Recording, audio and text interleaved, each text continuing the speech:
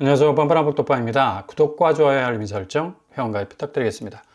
부동산원에서 발표한 매매가격지수, 전세가격지수 변동률이 나왔습니다. 전국 마이너스 0.04, 수도권 마이너스 0.02에서 마이너스 0.03으로 확대가 됐고요. 서울은 살짝 올라섰네요. 지방 역시도 거의 보합 수준의 마이너스 0.05를 찍고 있습니다. 전세 가격 지수 역시도 변동률 지난주와 거의 차이가 없을 정도인데, 전국에서는 전세 가격 변동률이 다시 마이너스 0.01로 떨어지게 됐고요. 수도권 보합, 지방 역시도 하락 추세 보이고 있습니다. 서울이 전세 가격 지수 변동률이 살짝 0.02% 정도 오른 추세로 가고 있습니다. 시도별 아파트 매매 가격 지수 변동률을 살펴보면 서울이 역시 0.02 간신히 지금 상승세 이 분위기를 잡아가려고 몸부림을 치고 있지만 역부족으로 좀 보이죠.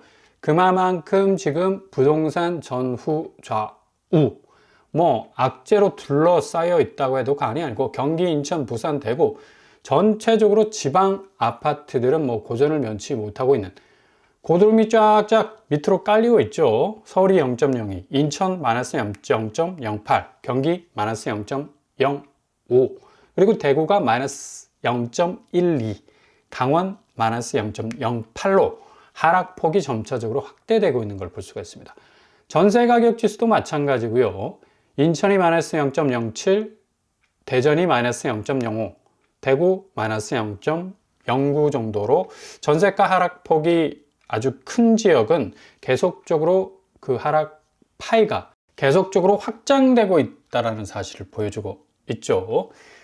재건축 추진 등 선호단지, 그러니까 일부 거래된 이 가격 속에서 이 매도자 우위 시장이 살짝 나타나기는 했지만, 이게 전체적인 어떤 부동산 시장을 확실하게 견인할 수 있는 이 변수가 되지는 못할 것 같고요. 자치구별로는 강북 14개 구에선 용산구와 마포구 지역의 아파트값만 오른 반면에 도봉구, 강북구, 서대문 등은 하락하는 추세를 고스란히 보여주고 있습니다.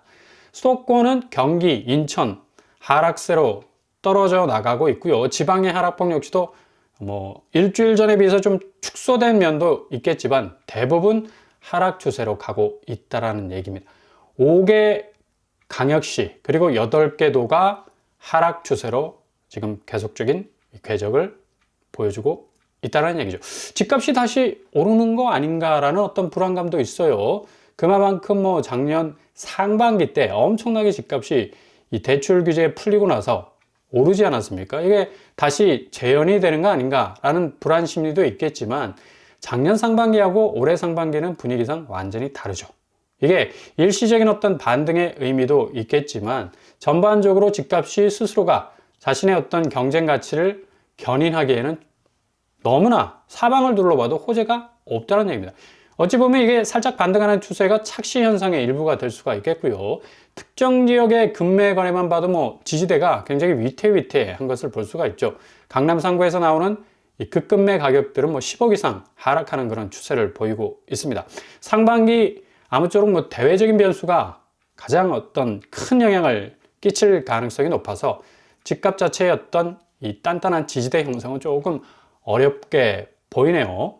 가장 이런 어떤 한국 부동산 시장에서의 자산 가치를 흔들 수 있는 변수가 미국의 금리. 지금 미국이 물가 때문에 난리가 났는데, 이렇게 되면 지금 1월 CPI가 3.0%로 깜짝 상승하는 바람에 미 연준이 화들짝 놀랬다는 소식까지도 전해지고 있을 정도로, 특히 주거비 상승세가 인플레를 자극하고 있다는 분석까지 나오고 있습니다. 게다가 생산자 물가 지수가 3.5% 정도 상승하면서 여러모로 물가에 대한 불안감을 계속적으로 증폭시키고 있는데, 연준 입장에서는 급하게 금리를 인하할 이유가 없다는 얘기고, 이런 베이스를 기초해서 금리 인하는 올해 많아야 딱 한 차례 내릴까 말까 내릴까, 그 정도로 아주 보수적으로 금리 운영을 하겠다는 어떤 입장이 분명하기 때문에, 금리 부분은 상당히 이 부동산 시장 속에서 아주 타이트한 그런 어떤 면모를 보여줄 수밖에 없다는 얘기입니다.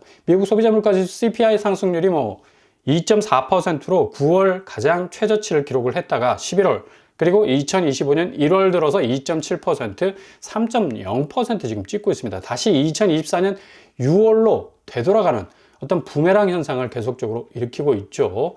이런 여파로 인해서 미국 국채 10년물은 4.5% 지금 찍고 있고요.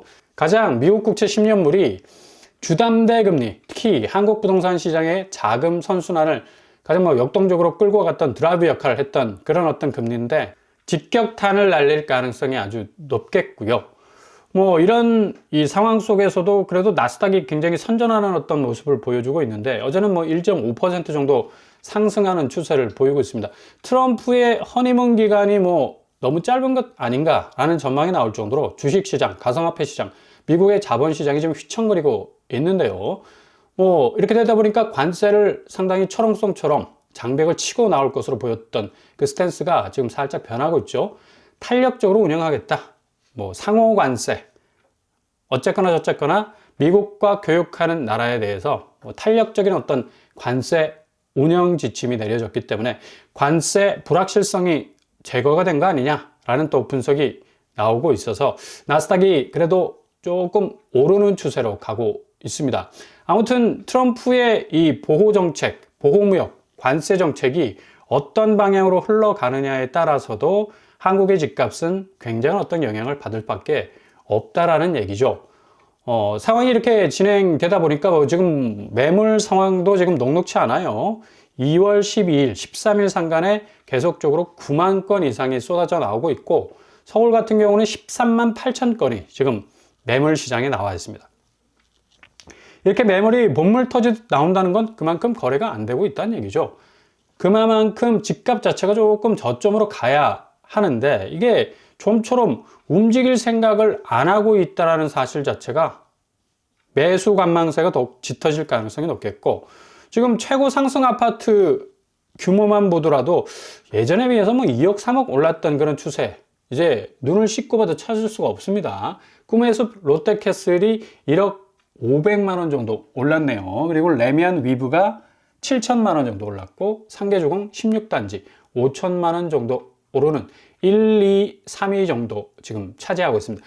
1월에서 2월 상간 한 달 사이에 이런 변동폭이기 때문에 지금 서울 집값 자체가 다시 반등하는 거 아닌가라는 어떤 그 지표는 지금 실제 거래하고는 온도차가 심하다라는 걸 느낄 수가 있겠죠. 최근 하락 아파트 서울 전체적으로 용산구, 서대문구, 송파구, 동작구, 영등포구 중심으로 해서 9원 한남이 워낙에 120억 하는 아파트니까 여기 18억 빠져도 별로 표가 안 나겠죠. 홍제 한양은 4억 5천 정도 하락, 쌍용은 4억 3천, 극동 3억 9천, 역시 한양 아파트 3억 5천 정도 하락하는 추세 보이고 있습니다. 서울 구별 아파트 매매 가격 주간 변동률만 보더라도 역시 강남, 서초, 양천, 송파 입지가 그래도 좋은 그런 어떤 이 지역에서는 살짝 상승하는 추세를 보이기도 하고 있지만 동대문, 금천, 도봉 대체적으로 하락폭이 점점 커지는 걸 볼 수가 있습니다. 명암이 분명히 엇갈리고 있는 걸 볼 수가 있죠. 그렇다고 해서 이게 중심부 입지가 어마무시하게 올라가는 그런 추세가 아니라 살짝 반등하는 어떤 추세를 보이고 있다는 얘기입니다. 이 상황에서 토지거래 허가제가 풀렸기 때문에 잠삼대청, 잠실, 삼성동, 대치동, 청담동 호가가 2, 3억씩 들썩이고 있지만 그래도 투기 세력에 대한 어떤 규제 확실하게 또 기존의 토호제를 유지하는 또 방향으로 가고 있어서 서울 아파트 값을 견인하기에는 조금 한계가 있지 않을까라는 어떤 가능성이 보입니다. 이런 와중에 정말 고점에 물린 분양가에 대롱대롱 매달려서 정말 노예처럼 맷돌 갈다가 금융권에 그냥 원금이자 갚느라 온 세상, 온 세월 다 보낼 수 없는 사실, 누구나 다 공감하는 사실 아닙니까?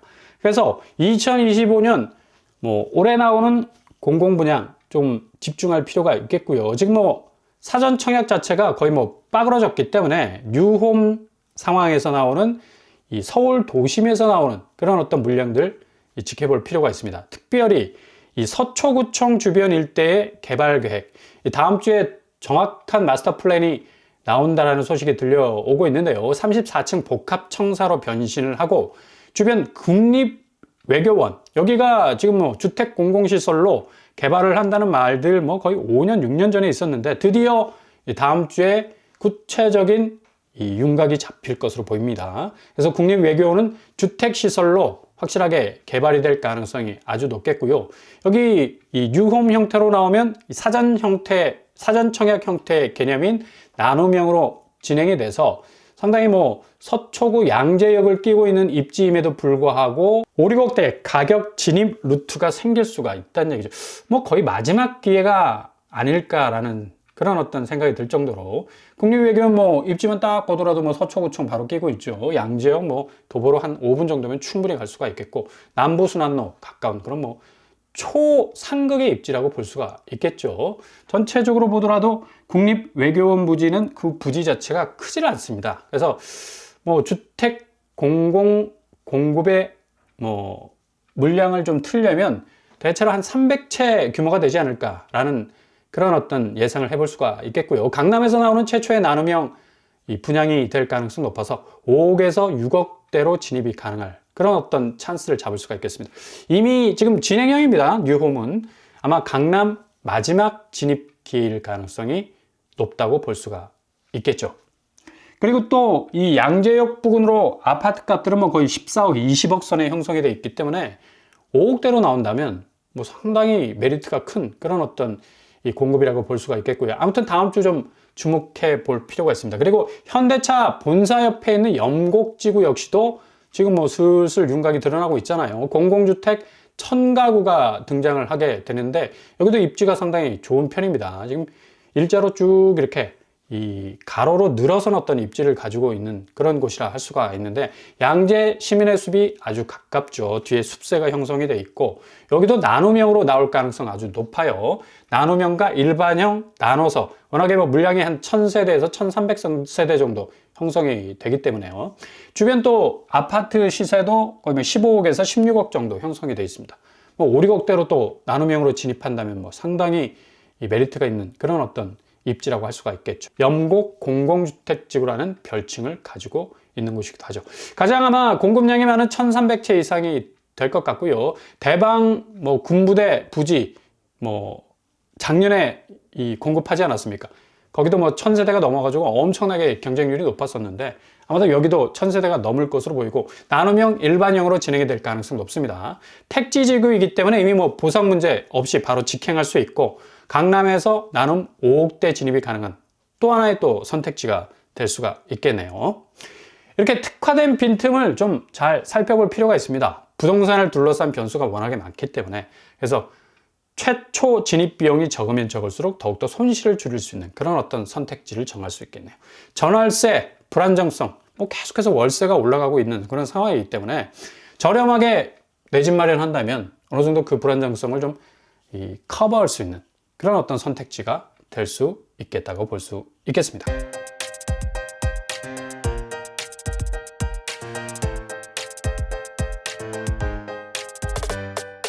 오늘의 부동산 캐릭터처 미국의 변화가 좀 심상치가 않죠. 지금 당초 관세 부분이 어마무시하게 빡빡하게 나올 것 같았는데 지금 뭐 자체 금융시장 자체가 흔들리고 있으니까 트럼프도 지금 뭐 요지부동했던 입장을 좀 다시 선회해서 선택적 관세로 돌아서면서 미국 나스닥이 다시 올라서고 있고요. 국채 부분 강해질 수밖에 없습니다. 부동산 시장 돈이 제대로 돌아야 되는데 금리 부분이 계속적으로 내려올 생각 뭐 안 한 건 당연하죠. 미국 금리가 지금 떡하니 버티고 있으니까 앞으로 이런 이 고금리 상황 때문에 고분양가 뭐 계속 이어질 가능성 높고 구축 매매 시장에서는 뭐 강남이 토지거래 허가제 때문에 다시 반등하지 않느냐라는 어떤 예상도 나오지만 뭐 일시적인 현상일 것 같고요. 전체적으로 집값 자체는 보합에서 하락세로 더욱더 굳어질 양상이 큽니다.